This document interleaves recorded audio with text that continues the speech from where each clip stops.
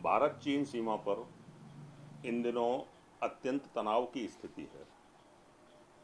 इस तनाव को देखते हुए कभी तो यह लगता है कि यह तनाव विस्फोटक स्थिति में पहुंच कहीं युद्ध में न बदल जाए, तो कभी दोनों के मध्य होने वाली बातचीत ऐसा विश्वास दिलाती है कि यह तनाव कम से कम युद्ध की स्थिति में तो नहीं ही पहुंचेगा।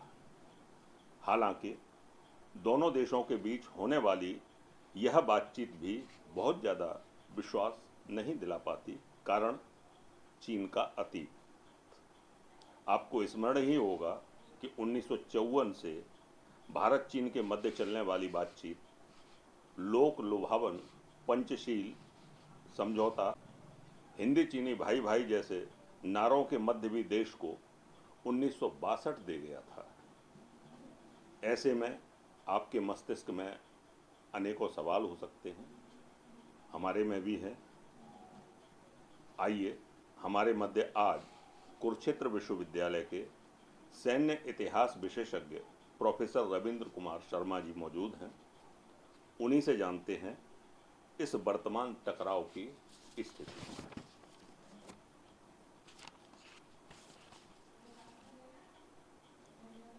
चीन द्वारा वर्तमान में उत्पन्न किए गए सीमा पर तनाव के प्रयास को आप किस रूप में देखते हैं? जी, आपका जो प्रश्न है कि भारत और चीन के संबंध में जो ये कटुता आई है और ये जो झगड़ा हुआ है, इसका क्या कारण है?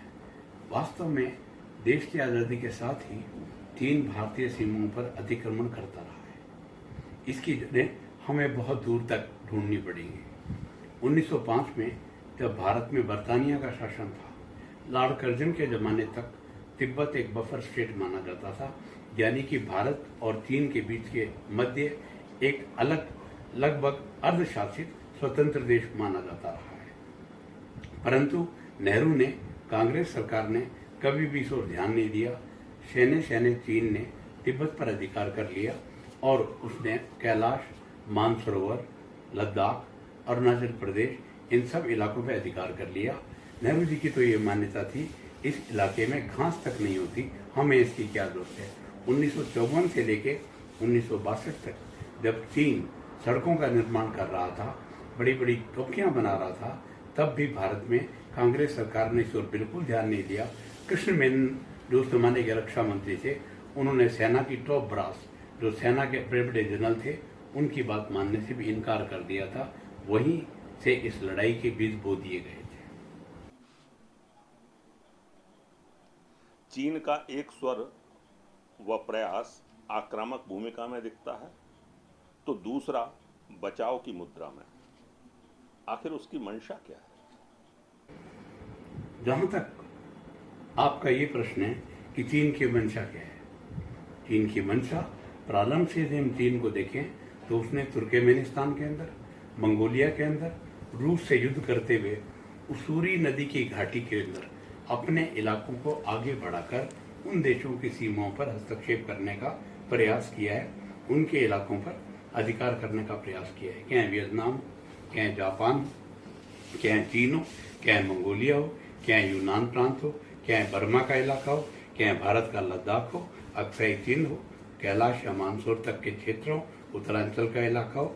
चीन, आज का चीन जो वास्तविक चीन है, उसका डबल से भी ज्यादा इलाका उसने दूसरे देशों के क्षेत्रों पर अधिकार करके कर रखा है। वर्तमान में सीमा पर उत्पन्न किए जाने वाले इस विवाद की वस्तु स्थिति क्या है? हम ये सोचते हैं बार बार लड़ाई क्यों होती है। प्रभाकर साहब, मैं आपको ये बताना चाहता हूँ, लड़ाई का एकमात्र कारण है क्या है, उसकी रूस से लड़ाई हुई, उसने उसूरी नदी किनारे पर अधिकार करना चाहा। वियतनाम से उसकी लड़ाई हुई, उसने वियतनाम के इलाकों पर अधिकार करना चाहा। उसके जापान से संबंधों में कटुता आई, उसने जापान के द्वीपों पर अधिकार करना चाहा। उसके बर्मा से, जब बर्मा रोड जो थी ब्रिटिश जमाने के अंदर, उस पर अधिकार करने की कोशिश की और उसका यूनान प्रदेश पर अधिकार कर लिया, उससे उसका झगड़ा हुआ। मंगोलिया पर उसने अधिकार कर लिया, तुर्कमेनिस्तान पर अधिकार कर लिया, उइगर पर अधिकार कर लिया। इसीलिए उसके बार बार पड़ोसियों से लड़ाई होती है और हमारे साथ भी यही बात है। उसने हमारा कैलाश मानसरोवर पर अधिकार कर लिया, लद्दाख पे अधिकार कर लिया, अरुणाचल पर अधिकार कर लिया। भला लड़ाई क्यों ना होती, 1954 से 1962 तक कांग्रेस सरकार को भी अंततोगत्वा जब 1962 में चीन ने आक्रमण किया तो हमें कहना पड़ा हम वीरता से पीछे हट रहे हैं, परंतु हमने युद्ध किया। ये तो श्रेय जाता है शैतान सिंह को जिन्होंने चुशूल बचा लिया। ये तो श्रेय जाता है ब्रिगेडियर होशियार सिंह को जिन्होंने नेफा के अंदर उन इलाकों सेला के दर्रे को बचा लिया। ये तो आज की जो गलवान नदी की घाटी में चीन अधिकार कर रहा है, इसको उस जमाने के हमारे सैनिकों ने बचा लिया। नहीं, हम तो तवांग तक खाली कर चुके थे। आज की जो हमारे विरोधी दल के कांग्रेस के दल के जो लोग कहते हैं कि बताए क्या स्थिति है, उसके लिए वास्तव में वही जिम्मेदार हैं। 1962 का युद्ध वास्तव में एक तरफ थोपा गया युद्ध था जिसमें भारत की कोई तैयारी नहीं थी, और उसमें भी सबसे बड़ी कमी ये थी कि हमने हमारी वायुसेना का प्रयोग नहीं किया था। उस जमाने तक चीन की वायुसेना बिल्कुल ना के बराबर थी, जो आज की स्थिति नहीं है। आधिकारिक रूप से हम भले ही स्वीकार न करें, किंतु सच यही है कि 1962 के युद्ध में चीन ने हमारी करारी पराजय दी थी, हमारे एक बड़े भूभाग पर अधिकार कर लिया था। यह भूभाग आज भी चीन के कब्जे में है। सीमा विवाद सुलझाने के लिए दोनों देशों में बरसों बरस बातचीत भी जारी है, किंतु समाधान की दिशा में इंच मात्र भी परिवर्तन नहीं दिखाई देता।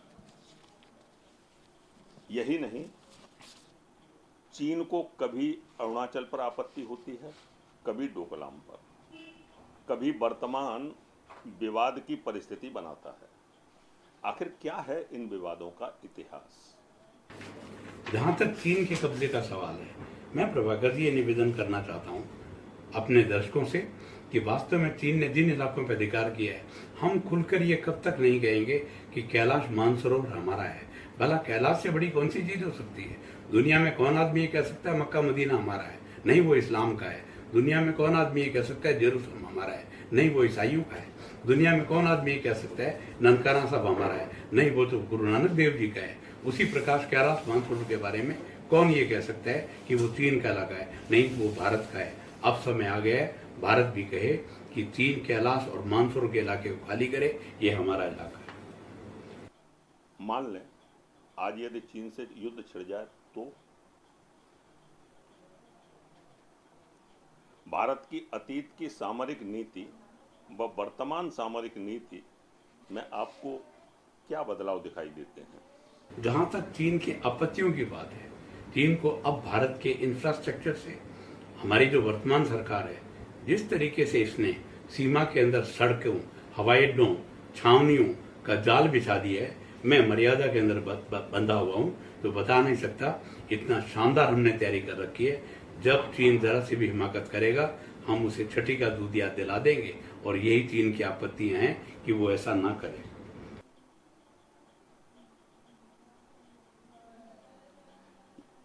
यदि भारत चीन के मध्य सशस्त्र टकराव की स्थिति बनती है तो आपकी दृष्टि में वो कौन कौन से देश होंगे जो भारत के साथ खड़े होंगे? आपका प्रश्न है कि अब यदि युद्ध हो जाए तो क्या है?